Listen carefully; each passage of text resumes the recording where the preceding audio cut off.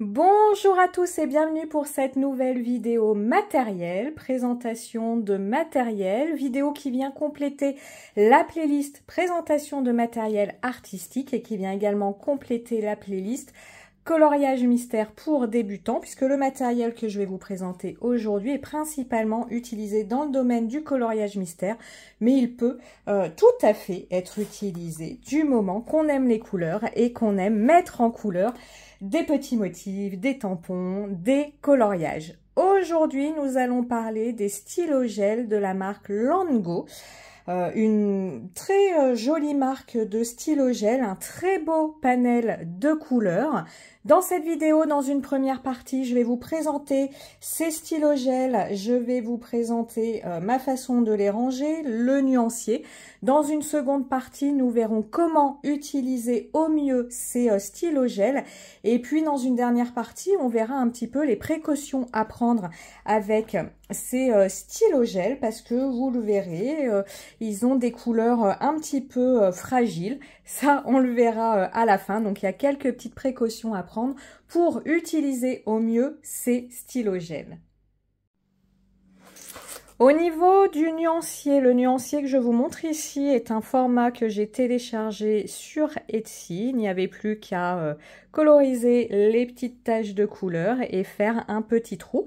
Vous voyez, plastifié mon nuancier, ça n'a absolument pas modifié la couleur de mon crayon. Certains trouvent que ça modifie, d'autres non. Je suppose donc que ça dépend de la chaleur de votre plastifieuse. En tout cas, moi, que ce soit ici, pour les stylos gel ou pour les feutres acryliques, ça ne modifie pas du tout la couleur de mes nuanciers. Donc pareil, je vous la mettrai en descriptif si ça peut vous intéresser. Donc là, on a le set jaune. Ici, le set rouge-jaune. Ici, hop, un set un peu marron. Ici, un couleur peau. Un deuxième couleur peau, le rouge, le rose, le violet, le bleu, le vert, les couleurs sombres, donc là ce sont des noirs colorés, hop, une couleur désaturée, d'autres couleurs désaturées. Donc les Morandi, on va être, voilà,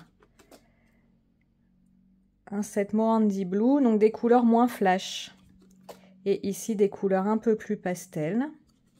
Ici des fluos. Alors ils mettent pastel, mais moi je trouve que c'est fluo. Hein. D'autres fluos.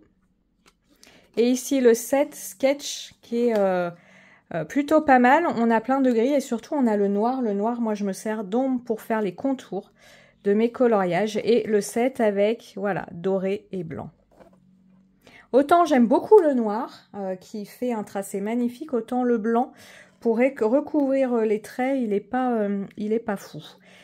Ici, nous avons les paillettes, les crayons pailletés légers. Là aussi, paillettes mais légères. Là aussi. Là aussi. Et là, nous avons les paillettes, voilà, flash, super, vous voyez, super flash effect, voilà, le set violet et le set vert. Alors, autant les couleurs classiques non pailletées vont être très couvrantes, pour venir recouvrir les traits de vos tampons ou de vos coloriages. Autant les couleurs pailletées vont être beaucoup moins couvrantes, il faut le savoir. Donc je vous le disais, ces crayons se trouvent par set. Chaque set peut être acheté à l'unité, ou vous pouvez acheter l'ensemble des sets en même temps. Les sets à couleur classique, donc non pailletés, existent également en feutre acrylique à pointe pinceau. Je ne peux pas vous dire si les couleurs correspondent à 100%, les non correspondent. Le but, c'est de faire correspondre le stylo gel avec le feutre à pointe pinceau. Mais est-ce qu'on peut imaginer faire du détail dans une couleur et retrouver exactement la même couleur avec le feutre pinceau? Je ne peux pas vous répondre puisque je ne les ai pas achetés. J'ai déjà beaucoup de choses, donc je ne compte pas les prendre. Les stylos gel ne sont pas numérotés. Donc, vous voyez, pour mon nuancier, arbitrairement, je les ai numérotés. 1, 2, 3, 4, 5, 6. Et je suis venue mettre une petite étiquette numéro que je suis venue appliquer avec du scotch. Donc, des petites étiquettes autocollantes. On trouve ça partout. Je vous montre. Hop. Voilà, c'est ce genre de choses-là. Je crois que c'est 2 € le lot, hein. C'est vraiment pas cher, mais elles n'ont pas un pouvoir collant très important. C'est pour ça que j'ai doublé avec du scotch. Voilà, il était là celui-là. Voilà, donc pour faire votre nuancier, il faut arbitrairement mettre un numéro sur vos crayons et puis répertorier ça sur votre nuancier. Méfiez-vous, vous avez des numéros sur les capuchons, voilà, ici, de vos crayons, mais en fait, après recherche, il s'avère que ce sont les numéros de moule pour faire le capuchon. Ce numéro, par exemple, A59, vous allez le retrouver sur plein d'autres crayons. C'est en rien la référence de votre crayon. Donc, ne vous fiez pas à ça pour faire votre nuancier et ne vous fiez pas à ça si vous partagez avec certains vos codes couleurs pour vos coloriages. Il faut être sûr d'avoir fait le même nuancier pour pouvoir partager vos codes couleurs. Allez, on va regarder ensemble la particularité de ces stylos gel et comment bien les utiliser. Première chose à savoir, les stylos gel Lango ont 4 vitesses entre guillemets d'écoulement si on bricole un petit peu notre crayon. Je vais essayer de vous montrer ça au mieux, c'est pour ça que j'ai fait un gros zoom au niveau de ma vidéo, mais comme toujours le mieux c'est d'essayer pour vraiment se rendre compte. La première vitesse c'est d'utiliser son crayon tel que. Donc lorsque vous utilisez votre crayon tel que, il coule bien. Mais il se peut, celui-là il marche particulièrement bien. On en essaye un autre, voilà. Vous voyez, ça patine rapidement dans la semoule. Quand votre stylo comme ça fait des traits, fait des traces, vous pouvez mettre un bout de pâte à fixe ou le capuchon. Mais la pâte à fixe, ça va encore mieux. Mettre la pâte à fixe sur le bout, ici, vous avez un trou. Donc sur le bout de votre crayon, ça va faire un appel d'air par rapport au gel. Et là, vous allez avoir un débit beaucoup plus important. Moi, je ne colorie qu'avec ce débit-là, c'est-à-dire systématiquement, je mets un petit bout de pâte à fixe au bout de mon crayon. C'est ce qui me permet de faire des colorisations lisses, même sur des zones assez importantes. Voilà. La pâte à fixe, de temps en temps, l'appel d'air peut s'épuiser, entre guillemets. Donc, n'hésitez pas, si à un moment vous sentez que l'écoulement n'est plus satisfaisant, vous enlevez votre pâte à fixe et vous la remettez. Et ça fait tout de suite repartir votre crayon. La troisième vitesse d'écoulement consiste à enlever hop, le capuchon, vous voyez, de votre crayon. Et là, vous allez avoir quelque chose qui s'écoule de façon encore plus importante. Et la quatrième façon, c'est de venir boucher ce gros trou. Et alors là, voilà, là, ça coule. Je ne sais pas si vous le voyez bien, mais alors là, ça fait une flaque. J'aime pas du tout cette dernière façon, tout simplement parce que ça use énormément de produits. Si vous allez faire ça, vous allez vider votre crayon à la vitesse grand V. Et puis tout simplement parce que l'écoulement est très important, mais la mine étant très petite, elle n'arrive pas à déposer l'encre de façon homogène sur votre papier. Ce qui fait que vous allez avoir des pâtés, des zones avec beaucoup d'encre, des zones avec moins d'encre, et ça va pas faire un rendu très lisse. Donc je vous le dis, le rendu le plus lisse, c'est beaucoup plus simple. Vous laissez bien votre capuchon, un bout de pâte à fixe ou le bouchon, mais le bouchon et l'appel d'air est moindre parce que vous voyez, il y a quand même un trou ici sur le bouchon. Hop, donc votre pâte à fixe. Et là, on est sur quelque chose de vraiment nickel. On va voir les petites choses pour bien coloriser avec ces stylos gel pour ne pas avoir de traces. Je vous retrouve pour ça avec un coloriage. Alors, je suis actuellement en train de réaliser un petit, entre guillemets, colo dans l'âge de glace. Celui-ci, vous voyez, il a plein de détails. Je trouve que les couleurs sont superbes. Donc, qui dit plein de détails, dit pour moi utilisation des... Hop, je me mets un peu de lumière, des stylos gel. Donc, on va regarder en colorisant quelques petites zones, quelques petits conseils pour avoir, comme ici, vous voyez, un rendu sans traces et parfaitement lisse.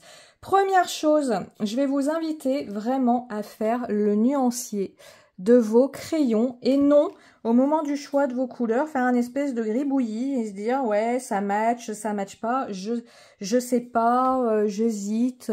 Pourquoi ça? Eh bien, parce qu'on va faire l'expérience. Ici, j'ai quelque chose de sec et ici, j'ai ma couleur humide. Vous allez constater que la couleur humide est bien plus foncée, en tout cas pour ce crayon-là, que la couleur sèche. Donc si vous ne faites pas votre nuancier, si vous vous fiez à la couleur humide, et ça c'est valable pour les feutres acryliques, les feutres en général, eh bien vous risquez de ne pas choisir la bonne teinte. Donc faites bien votre nuancier, ça vous permettra comme ça de choisir vos couleurs en toute connaissance. Pour bien colorier avec votre stylo gel, comme je vous le disais, moi ce que je préfère, je mets ma petite pâte à fixe et je vais venir colorier zone par zone. Exemple, ici, j'ai une petite zone à faire avec cette couleur. Je délimite bien ma zone et je vais venir coloriser en faisant des petits ronds. Donc pas, hop, mon papier de brouillon, parce que je ne vais pas le faire, pas des grands traits comme ça. C'est là où vous risquez de faire des traces, d'avoir un rendu vraiment pas homogène et pas joli. Donc on part plutôt sur faire des petits ronds.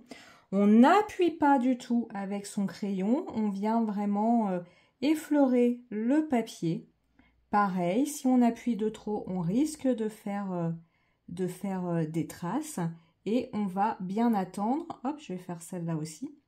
On va bien attendre que ça sèche avant de venir mettre en couleur une zone adjacente à côté à celle que nous venons de faire. Hop, puisque la couleur n'est pas sèche, donc les deux couleurs risqueraient de se mélanger et on aurait quelque chose de pas très joli. Là, j'ai une couleur foncée, entre guillemets, qui est plutôt couvrante. On va regarder ce que ça donne avec une couleur un petit peu plus claire, donc il faut, voilà, le 8. Donc là, pareil, je veux mettre en couleur toute cette zone-là. Mais cette couleur est un petit peu moins couvrante, je vais zoomer, est un petit peu moins couvrante que la précédente. Donc ce que je vais faire toujours mes petits ronds.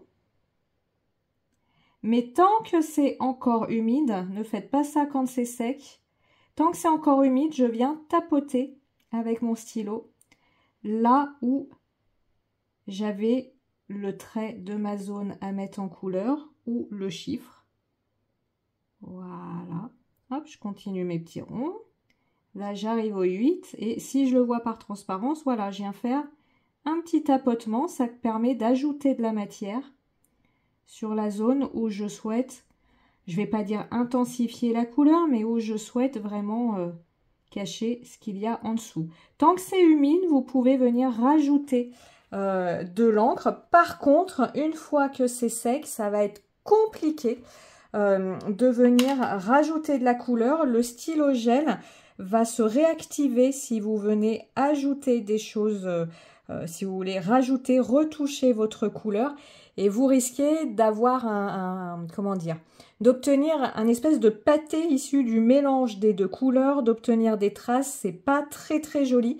Ça n'est pas impossible à faire. Il faut vraiment attendre que ça sèche et y aller en effleurant son coloriage, mais c'est vraiment pas aisé. Il vaut mieux pas se tromper de couleur et faire quelque chose, voilà, sans avoir besoin de retouches. du premier coup. Donc comme je vous disais, on met la pâte à fixe, on vient sélectionner la zone à colorier et on y va vraiment avec des petits ronds. Si à un moment, imaginons, on a une grande zone de la même couleur à colorier, comme je vous dis, n'y allez pas en faisant des grands traits comme ça, c'est là où on a un résultat pas joli. Allez-y, comme je l'ai fait ici, petite zone par petite zone. Alors oui, c'est long. Le coloriage au stylo gel, c'est quelque chose qui est long. Allez-y, petite zone par petite zone et je vous assure que vous pourrez avoir, vous voyez, comme ici, un rendu plutôt joli. Enfin, il est bien lisse. Voilà, un rendu lisse sur une grande zone. Le stylo gel, vous voyez, est quelque chose qui met du temps à sécher. Hein, aujourd'hui, il fait 30 degrés. Et pour autant, ce n'est pas encore sec. Donc, faites bien attention, je dézoome. Lorsque vous souhaitez colorier avec votre stylo gel, faites bien attention de ne pas venir avec votre main frotter le travail que vous venez de faire. Donc, partez bien de la gauche pour aller vers la droite si vous êtes droitier et de la droite pour aller vers la gauche si vous êtes gaucher. Dernière chose, le stylo gel est quelque chose qui se raye une fois sec. C'est quelque chose, si vous donnez un coup d'ongle, si vous colorisez avec un bracelet, avec une bague, vous risquez de le rayer. Donc faites attention, ne coloriez pas avec un bracelet au poignet, ne coloriez pas avec une grosse bague. Vous risqueriez de faire des traits dans votre coloriage, ce serait dommage. Et puis n'hésitez pas à venir protéger votre coloriage comme je l'ai fait ici. Celui-ci est réalisé au stylo gel, sauf le blanc que j'ai fait au feutre Guangnia, ouais, voilà. Donc, à venir le protéger avec une feuille plastique. Évitez les sprays pour acrylique, puisque je vous l'ai dit, le stylo gel, ça n'est pas de l'acrylique et on a souvent des résultats pas très heureux avec une bombe de spray pour fixatif, pour peinture acrylique.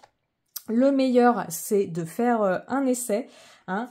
Ici, sur un petit papier de brouillon, mettez votre couleur, laissez-la sécher et faites un essai. Voyez ce que ça donne. Laissez passer plusieurs heures parce que parfois le fixatif et la couleur qu'on a appliquée mettent du temps à réagir ensemble. Donc des fois, le résultat immédiat est plutôt pas mal et puis finalement, au bout de quelques heures, ça a craquelé, la peinture a coulé, c'est vraiment pas joli. Donc moi, je préfère une pochette plastique. Alors c'est tout bête, hein. C'est une pochette, vous savez, pour classeur. J'ai coupé là où on avait les trous et puis pour que ce soit bien ajusté, j'ai aussi coupé le bas de la pochette, voilà, pour avoir quelque chose qui s'ouvre et se referme. Voilà. Eh bien, écoutez, j'espère que cette présentation des stylos gel Landgo vous aura plu. N'hésitez pas à me dire ce que vous en pensez. N'hésitez pas également à poser vos questions. Et comme toujours, nous on se retrouve très bientôt pour d'autres vidéos présentations matérielles, projets artistiques divers et variés. Je vous souhaite un très bon week-end. Ciao, ciao, bye!